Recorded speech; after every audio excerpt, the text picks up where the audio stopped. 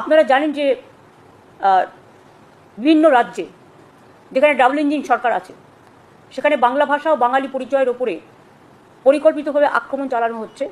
কেউ বাংলায় কথা বললে তাকে অপরাধী হিসেবে চিহ্নিত করা হচ্ছে, তাকে কোথাও বাংলাদেশে পুশ করে দেওয়া হচ্ছে, কোথাও জেলে ঢুকিয়ে দেওয়া হচ্ছে, কোথাও থানায় নিয়ে গিয়ে হ্যারাস করা হচ্ছে। এবং বাংলা ভাষার কথা বলার জন্য এখনও পর্যন্ত হেনস্থার শিকার হয়েছে প্রায় 22 লক্ষ পরিযায়ী শ্রমিক ও তাদের পরিবার, এদের মধ্যে ম্যাক্সিমাম। কাজে এটা নিয়ে আমরা একটা সিদ্ধান্ত নিয়েছি যে বাংলায় যে সকল পরিযায়ী শ্রমিক বাংলার বাইরে কাজ করছে তাদের বাড়ি ফিরিয়ে এনে এবং তারা যদি নিজেরাও চলে আসে, যারা আসতে পারবে, যারা আসতে চায়, তাদের পুনর্বাসনের জন্য আমরা একটা পরিকল্পনা গঠন করেছি।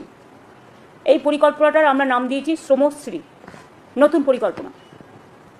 যারা ফিরে আসবেন এককালীন ভ্রমণ সহায়তা সহ আমরা 5,000 টাকা দেব।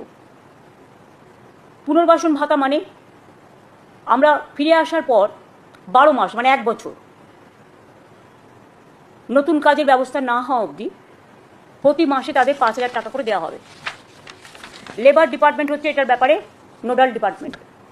কেউ পরিযায়ী শ্রমিক আসলে প্রথমে যে কাজটা আমরা করবো তারাতে 5,000 টাকা দেবো, তাকে খাদ্যসাথী কার্ড বাড়িয়ে দেবো,